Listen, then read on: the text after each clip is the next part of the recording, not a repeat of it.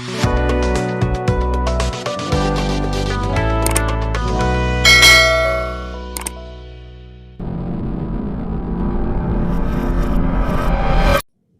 gengs, selamat datang di channel Cak Tole.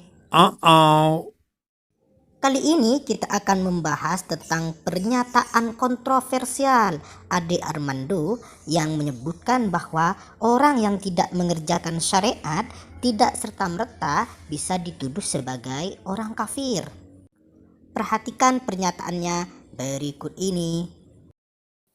Bila ada muslim yang tidak sholat, tidak berpuasa, tidak naik haji, atau makan babi, apakah dia dengan sendirinya bisa disebut mengingkari Islam?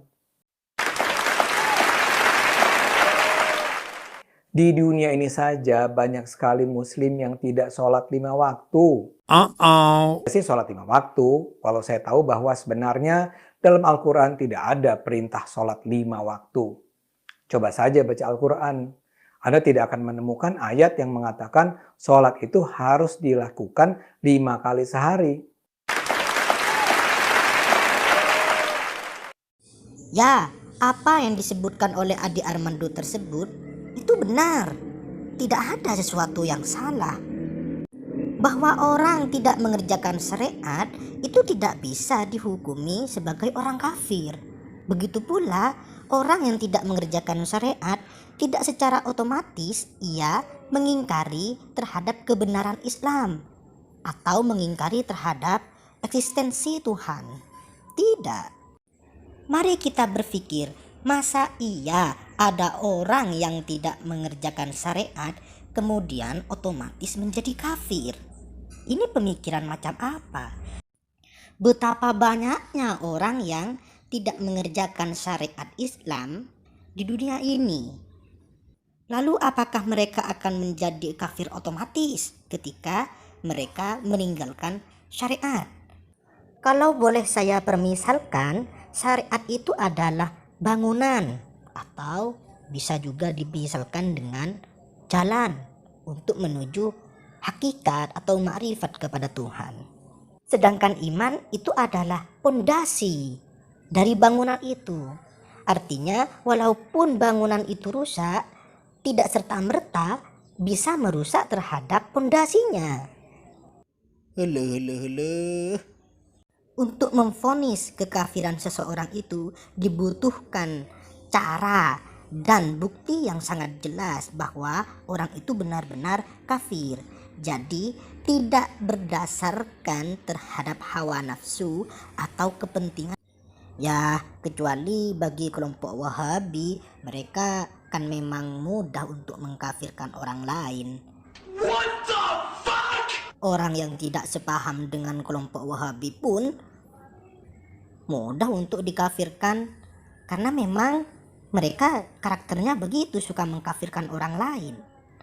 Sedangkan dalam kelompok Ahlus Sunnah wal Jamaah, untuk menetapkan kekafiran seseorang itu dibutuhkan hujjah atau bukti yang sangat jelas bahwa orang itu benar-benar mengingkari terhadap Tuhan.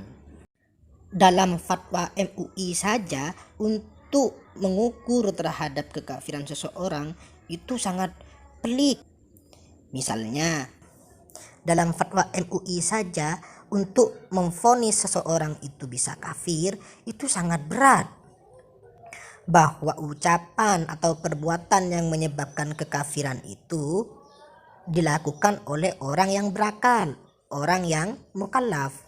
Sedangkan seandainya bila dilakukan oleh anak-anak atau di bawah umur, itu tidak bisa dikatakan sebagai alasan kekafiran.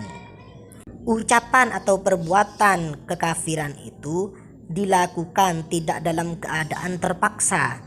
Jika ia dipaksa untuk mengingkari Islam sementara hatinya masih tetap iman, maka tidak bisa ditetapkan sebagai orang kafir. Ketiga, ucapan yang menyebabkan kekafiran itu bukan akibat dari ketidakstabilan emosi atau pikiran.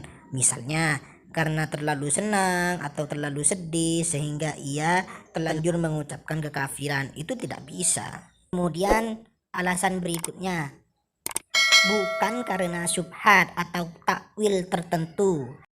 Seseorang yang melakukan takwil terhadap nas dengan niat untuk mencapai kebenaran bukan karena hawa nafsunya, seandainya ia salah dalam hal itu, maka ia tidak bisa vonis kafir. Di orang yang bisa menetapkan kafiran itu harus berdasarkan bukti nyata dan dilakukan oleh orang-orang yang benar-benar memiliki pemahaman mendalam terhadap agama. Bahkan kata MUI, setiap kesesatan yang ditetapkan setelah melalui prosedur penelitian dan fatwa yang ketat sudah pasti adalah sesat. Namun, tidak setiap kesesatan yang telah difatwakan otomatis adalah kekafiran dengan segala konsekuensi syar'inya. Jadi kalau dalam hal ini, tidak semua bentuk kesesatan itu bisa menyebabkan ia kekafiran. Jadi jangan mudah mengkafirkan orang lain. Dosa besar sekalipun yang dilakukan oleh seorang muslim tidak otomatis menjadikannya kafir. Dalam paham akidah Ahlus Sunnah wal Jamaah, dosa-dosa yang dilakukan oleh seseorang meskipun dilakukan berulang-ulang tidak membatalkan syahadatnya sehingga tidak membuatnya menjadi kafir. Selama dia tidak menghalalkan perbuatan itu atau selama dia tidak meyakini bahwa bentuk kekafiran itu adalah benar-benar kafir, maka hal itu tidak bisa dinisbatkan kepadanya sebagai status kafir. Gimana? Paham? Jadi sekali lagi, bahwa meninggalkan syariat itu tidak serta-merta membuatnya kafir. Begitu pula orang yang meninggalkan syariat itu tidak otomatis membuat dirinya ingkar terhadap Tuhan. Karena persoalan syariat dan persoalan keimanan itu beda. Oke, sekian dari saya. Terima kasih. Jangan lupa like, subscribe, dan komen, dan share agar saya semangat untuk membuat video lebih